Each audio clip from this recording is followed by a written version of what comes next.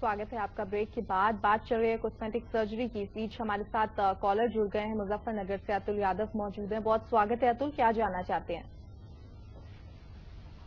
मुजफ्फरनगर से जी।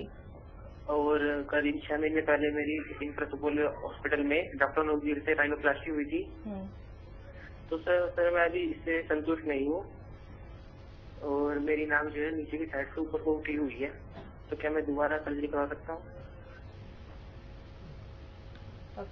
हाँ जी, अगर राइनोप्लास्टी से आप संतुष्ट नहीं है और आपको लगता है कि इसमें फर्दर इम्प्रूवमेंट हो सकता है और आप चाहते हैं, तो आप किसी प्लास्टिक सर्जन को दिखाएं। सेकेंडरी राइनोप्लास्टी के द्वारा जो भी आपको नाक में प्रॉब्लम लगता है उसको इम्प्रूव किया जा सकता है। जैसे उन्होंने बताया नीचे की तरफ से थोड़ा ऊपर उठा हुआ है, तो 6 महीने के अंतराल में क्या सही है सर्जरी कराना? मतलब क्या सेफ है ये?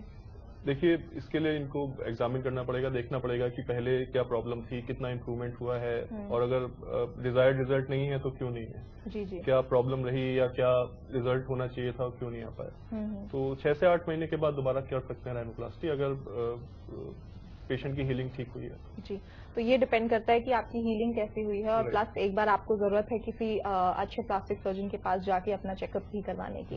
डॉक्टर साहब, जैसे बात चल रही थी यंगस्टर्स की और उनके जो जिस तरह से ड्रीम्स होते हैं कि मेरे को अपना एक फलाना हीरोइन है उसके जैसा बनना है, हीरो जैसा बनना है।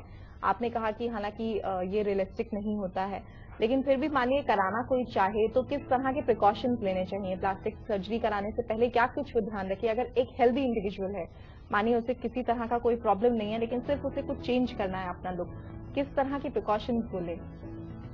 देखिए, प्रिकॉशंस एज सच सर्जरी से पहले या सर्जरी के बाद कोई मेजर नहीं होते कॉस्मेटिक सर्जरी में। ये काफी एक रूटीन सर्जरी होता है। पेशेंट यूजुअली 24 घंटे के अंदर घर चले जाते हैं, सेम डे से चलने लगते हैं। तो ऐसा कुछ प्रॉपर मेडिकेशन की आपको लंबा मेडिकेशन लेना है, आपको काफी प्रिकॉशंस लेने हैं लाइफ में, ऐसा कुछ नहीं होता। जी डॉक्टर साहब, इस बीच कॉलर जुड़ गए हैं, इस बारे में हम आगे चर्चा करेंगे। रुचि मौजूद है चंडीगढ़ से। बहुत स्वागत है रुचि, क्या जानना चाहती हैं?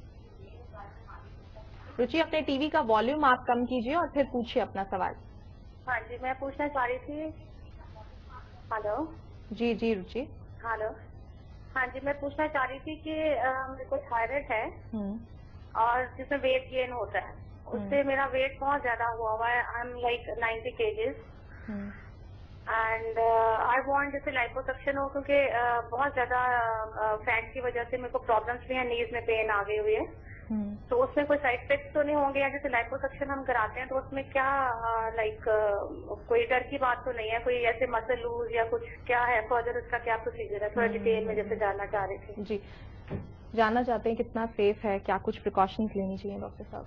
देखिए, लाइपोसक्शन आजकल बहुत कॉमनली हो रहा है और बहुत ही सेफ प्रोसीजर है। इसमें लाइपोसक्शन के द्वारा बॉडी में जहां एक्सेस फैट होता है उसको निकाला जाता है, जिससे कि बॉडी को एक प्रॉपर शेप दिया जाए।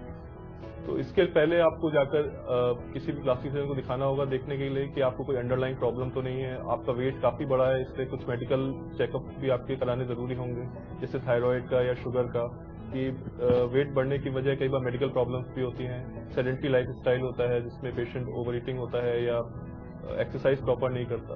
तो प्रॉपर एग्जामिनेशन के बाद और डिटेल्ड इवेल्युएशन के बाद अगर आप जाते हैं लाइपोसक्शन के लिए, जैसे उन्होंने कहा डॉक्टर साहब इन्हें थायराइड है और वो वेट गेन का कारण है, तो कहीं ना कहीं ऐसा नहीं होता कि मेडिकेशन लेते रहें तो शायद अपने आप वो धीरे धीरे ग्रेजुअली ठीक हो जाए और इस तरह से सर्जरी की जरूरत ना पड़े? बिल्कुल, थायराइड अगर आपका कंट्रोल है तो वेट गेन नहीं होना चाहिए, और अगर आप अगर डाइट कंट्रोल ले रहे हैं और एक्सरसाइज प्रॉपर्ली कर रहे हैं जी तो वेट मेंटेन रह सकता है। इस बीच डॉक्टर साहब कॉलर जुड़ गए, मुद्गल मौजूद है दिल्ली से। बहुत स्वागत है मुद्गल, क्या जानना चाहते हैं? मैं ऐसे डॉक्टर साहब, मेरे को ना ब्रेस्ट कैंसर हुआ था। हेलो जी। मेरा ब्रेस्ट रिमूव हुआ है, तो मैं अगर उसकी प्लास्टिक सर्जरी कराऊं तो उसके कोई साइड इफेक्ट तो नहीं होंगे? देखिए, हाँ जी। आपने क्या कीमोथेरेपी और रेडियोथेरेपी वगैरह ले चुके हैं या अभी ट्रीटमेंट चल रहा है? थेरेपी ली है। हाँ जी, मैंने कीमोथेरेपी ली है, रेडियोथेरेपी नहीं ली थी। अच्छा, ट्रीटमेंट ओवर हो चुका है? हाँ जी। तो प्लास्टिक सर्जरी से आपका नया ब्रेस्ट बनाया जा सकता है। और क्या कुछ प्रिकॉशंस इन्हें लेने की जरूरत है या कुछ कितना सेफ है इनके लिए? इस तरह के जो केसेस होते हैं उनमें कितना आप रेकमेंड करते हैं क्या? देखिए, आइडियल तो ये होता है कि जब आपका ब्रेस्ट सर्जरी हो रहा है, जब ब्रेस्ट कैंसर में ब्रेस्ट रिमूव कर रहे हैं, उसी टाइम आपका ब्रेस्ट रिकंस्ट्रक्ट कर दिया जाए ताकि पेशेंट को इमोशनल ट्रॉमा ना हो। जी। बट अगर ये फैसिलिटी अवेलेबल नहीं है या उस समय आपका कैंसर काफी एडवांस था कि आपके सर्जन को लगा कि ये बेटर नहीं होगा कि उस समय इतना मेजर सर्जरी किया जाए, बट अगर अभी आप डिजीज फ्री हैं और अब कोई प्रॉब्लम नहीं है तो आप ब्रेस्ट रिकंस्ट्रक्शन को जा सकते हैं। जी जी। डॉक्टर साहब, आगे हम चर्चा करेंगे इस बारे में, लेकिन फिलहाल यहाँ वक्त तो चला है छोटे से ब्रेक पर जाने का। लेकिन ब्रेक पर जाने से पहले आपको बता दें, चर्चा चल रही है कॉस्मेटिक सर्जरी के बारे में। अगर आपके मन में कोई सवाल आ रहा है कि क्या होती है कॉस्मेटिक सर्जरी, कैसे आप करवा सकते हैं, तो आप कॉल कर सकते हैं। नंबर है 011-66231000, जो इस वक्त आप स्क्रीन पर देख सकते हैं। इसके अलावा आप हमें SMS कर सकते हैं। SMS करने के लिए आप मोबाइल के मैसेज बॉक्स में जाएं, टाइप करें HTH, स्पेस दें, प्रश्न लिखें और उसे भेज दें 549954 पर।